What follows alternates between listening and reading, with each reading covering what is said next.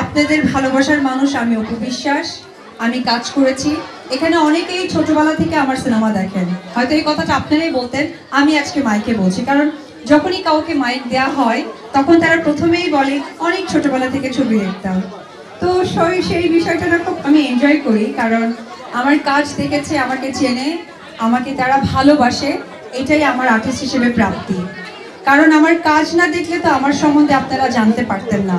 So আমি একটি কথাই বলতে চাই, এখানে 4-5 জন ছেলে বাদ দিয়ে সবাই কিন্তু নারী এখানে অ্যাওয়ার্ড নিয়েছেন। আমি সবসময় একটি কথাই বলবো যে আমাদের নারীদেরকে নিজের পায়ে দাঁড়ানো উচিত।